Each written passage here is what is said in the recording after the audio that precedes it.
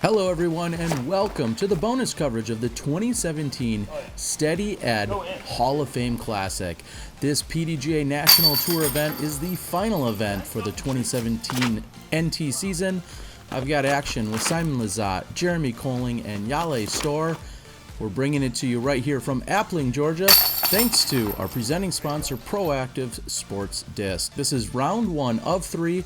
We're at the Steady Ed Memorial Course. Let's get to the action.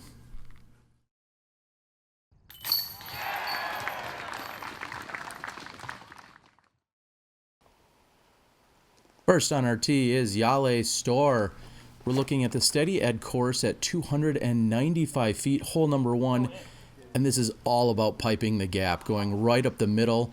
There's not really an alternative route here. You can see Jalle, no problems, going just past the basket. And Lizotte pulled that one wide to the right. He got a very fortunate kick after carrying to the left side, but then dropping him right into the center of the fairway. And Big Germ most comfortable with the forehand on the tight gap. You know, a reasonable distance. So if I would say pretty close. You want to change this or something? And yeah, the rest is just pretty much, you know. What's the best thing a caddy can do, Germ? Show up, what you've done, keep up, and shut up. I don't need you to talk to me. I'll talk to you, but conversation stuff is great, but yeah, show up, keep up, shut up. Larry, should I wait for you or no? Simon asked if you should wait. I'm getting pro tips from Big Germ. I'm just out here following along with the camera. You're making me wait for that, huh, Simon? In all seriousness, I'm out here trying to get extra action as Big Germ with a great birdie to open up. I was there for the weekend to bring the nightly recap shows and also to bring you the FPO lead card footage, and I decided to grab a camera and come out and get extra men's rounds each and every day. So all footage you're seeing is of the bonus feature, and I hope that you guys enjoyed. I want to thank Matt Simpson from Country Disc Golf. I teamed up with him as he gave us some great footage. So you're going to see 5 total rounds of footage that was completely unscheduled, and I hope you guys appreciate it and like it. A couple of pars and the bird by Big Germ.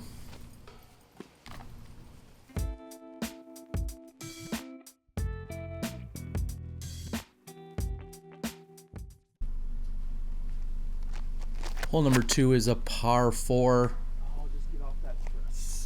And you really need to make sure you hit your gap. You'll find that throughout this entire course, the fairway is paramount. What you'll also find is little objection or some conversation or controversy as you guys are seeing these holes and the pars that they're marked at.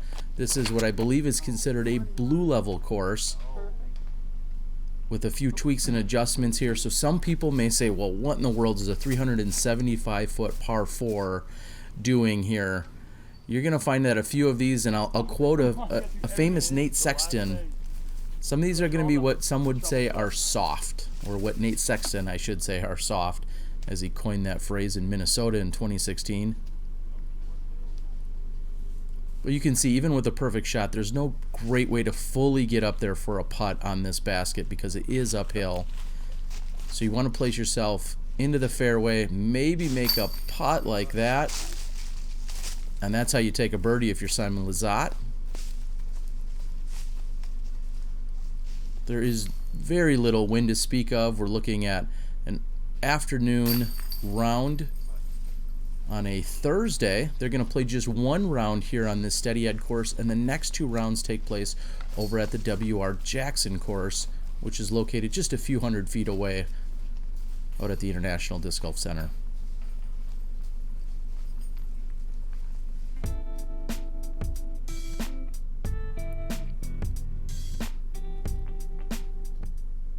And those guys make easy work of the par 4. Beautiful downhill shot here for hole number 3, and what a gentle turn there by Jeremy Koling.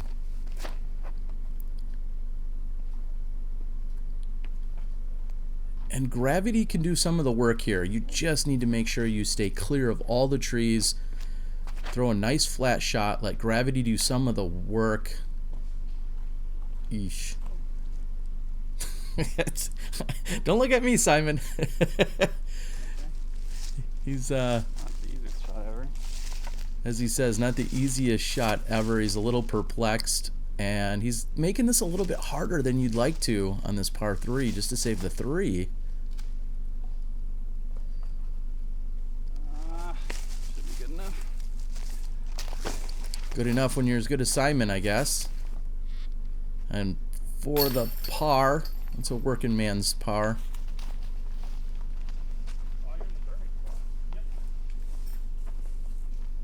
The other two guys do have birdie looks. This is one of my favorite looks, and Big Germ, man, if I was his height, I would have really been struggling with that log in my face, but Big Germ with the big bird. Off to a great start. Big Germ's 3 for 3 getting started. Jalle left with less than 15 feet for birdie, and no problems.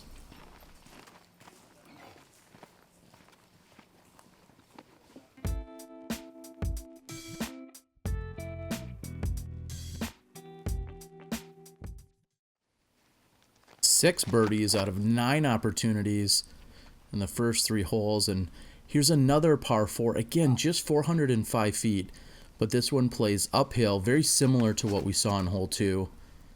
And that is not a full power shot out of either of those 2 throws, because you're really looking just for that landing zone, that placement.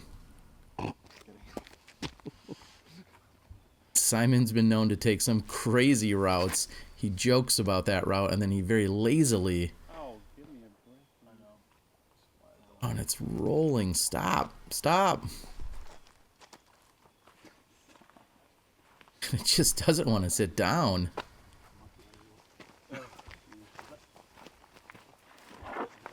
Maybe you should have went that route, Simon. It's up there. There's a gap. And now looking uphill, he goes with the standstill. Really not much opportunity for footing and a run up, and Jalle's also going with the standstill forehand, but hits a tree not too far up the fairway. At this point, you're just looking to get up and down and now save your par.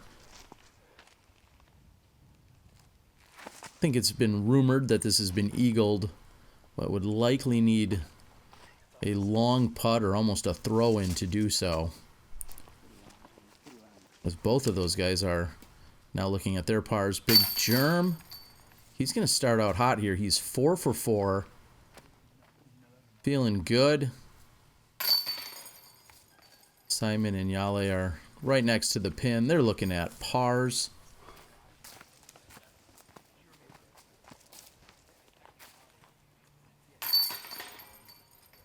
Moving on to the iconic hole 5.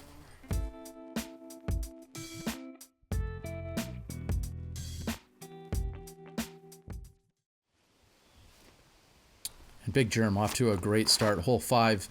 Many people remember, if there's one hole on the course that you think about as you walk away after playing here, hole 5 has to come to mind. You want to hit this gap out on the right side for most players. There is the OB water, of course, on that right side. You're just looking for it to be flat and maybe finish with a hyzer. And Jalle has done just that. Again, this is marked at a par 4, 510 feet.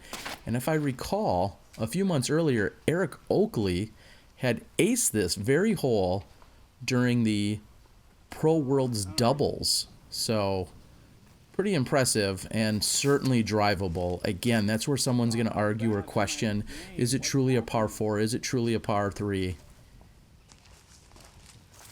So over it. I don't know what to do. You could fake a wrist injury. Keep on smiling. Yeah, be happy that you're out here playing. And a little jab at our pal Madison Walker, who has been sidelined with an injury for almost all of 2017. She was out there doing some photos and Instagram for the PDGA. Germ's eagle attempt is short. Oh, is that good? Simon asking if that's good. He doesn't seem like his heart's in it. I think, is that a fair assessment? And even after 2 or 3 poor shots, he's still going to walk away with the par. Jalle gets the birdie 3, as will Koling. Oh, beautiful Koling. I love the... Yeah, that's some flair.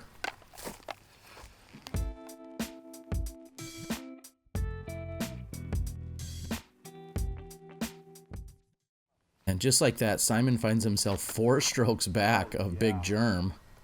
Wow, that was lucky. And at just 220 feet, hole 6 is by what many would account as a must-get birdie. A couple of traditional lines kind of going up the middle. And Simon? What in the world? Should work. He says it should work. Everybody else just is looking because no one believes Simon's going to take yet another unconventional route.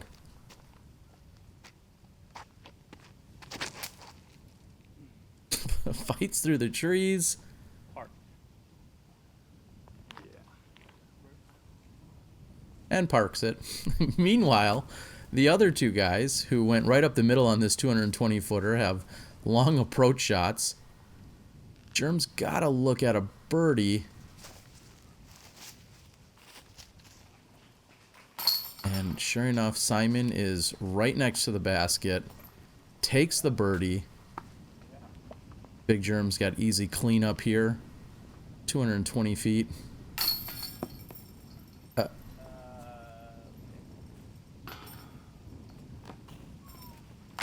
Love Mach 3s, they're the best. Woo woo, DGA kills it every time.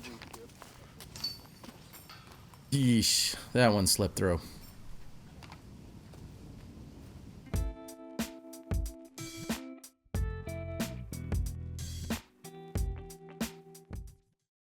So just like that, Simon's going to take the tee after the unconventional route. We see hole number 7, 550 feet. It plays as a left to right. It's somewhat of a S pattern here. So the players are looking to go left to right, as we're seeing in these first 2 shots. That's going to continue to carry. There's a landing zone that you want to get to in order to have a right-handed backhand approach shot on your second shot. Distance isn't as much of the key as actual placement is. And as Germ says, it's a little wide, and if you go deep, you can also find yourself in more trouble.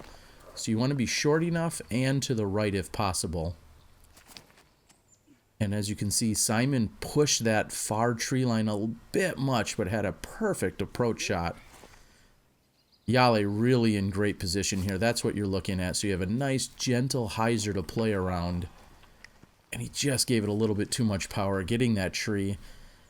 And Big Germ, who was wide and a little deep, puts himself in a really precarious spot. Look at the angle he needs to put on that.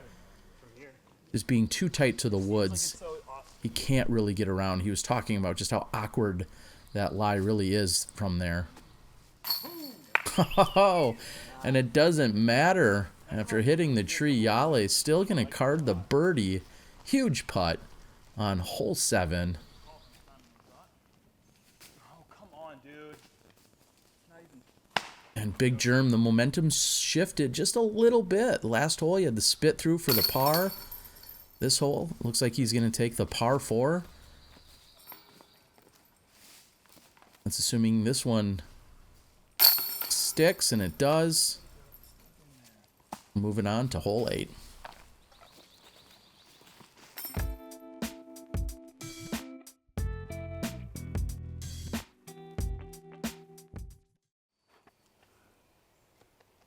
Hole 8 is a very routine shot, going straight up at the basket. A great looking run by Simon. Big Germ's complaining, saying that other people are supposed to get hole-in-ones. I mean, that's why he's on the card, right?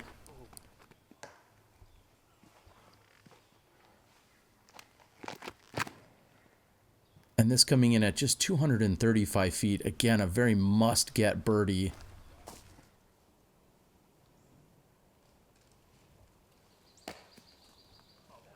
Oh, what a nasty roll away. Not what Jalle was hoping for. He's got to save his par and catching on that backside. He had to work really hard for it. There's a time where you just really don't want to get rattled. You know you're working hard.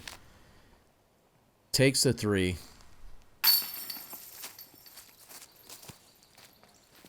Big Germ straddles out with those long legs.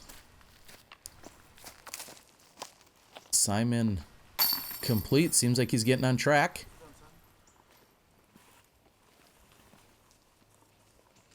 The gallery just roars. That was a great birdie, Simon. How do you feel about it?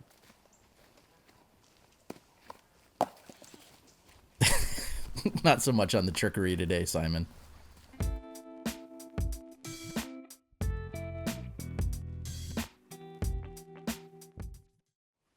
And just like that, a very tight battle here. 4, 4, and 5 under. It might be the quote of the day by Simon Lizotte. So bad it's perfect as he misses his line here on this par 5. Big Germ wants to go right up the middle. Oh, don't kick this. I stayed to the left side for a reason.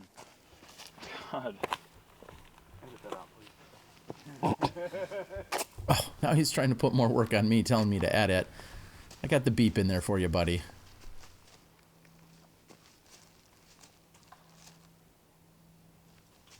This par 5 is very windy with a tight tunnel the entire way. You're looking for the landing zone of where Simon ultimately finished. I've averaged like 1 eagle per round in the last 20 rounds. Tell us about this tee shot. Yeah. It's like when you play in the woods, like throwing bad is way better than throwing almost good. And I tend to throw almost good many times, so I'm screwed out here. But that was so bad, it's perfect.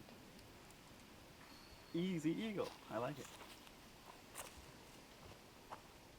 it. Simon's excited. I'm going to move down the fairway so I can get the swing around. And Jalle is not able to really attack the green from the position he's in. They're just simply too far back as the group in front of them are clearing off the hole. And Big Germ also just looking for placement at that point.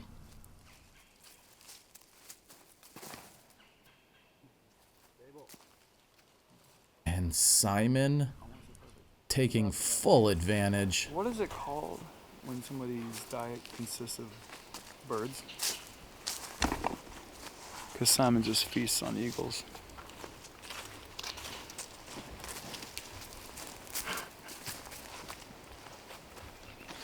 Okay. I get it. Okay. I understand why Big Germ has all the good commentary jobs and I don't. Just killing it out there.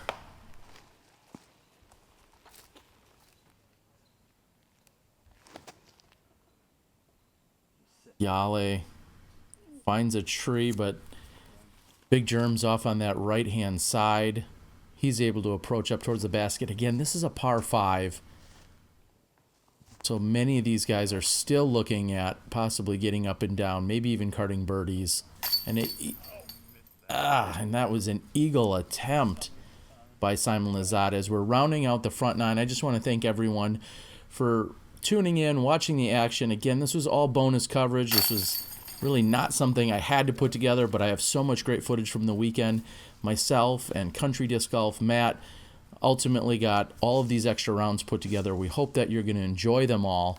I know they're coming out a little bit later than originally planned, but nonetheless, there's a lot of great golf. This is a PDGA final national tour event of the season, and More eagle chances coming up? Oh yeah. Simon's more concerned about when he's got more eagles coming up, and he'll see some options or opportunities in the back. Again, Terry Miller, the Disc Golf Guy. If you like what you see, support me via Patreon. We'll put a link in the description below. Thanks for tuning in. We'll see you guys on the backside.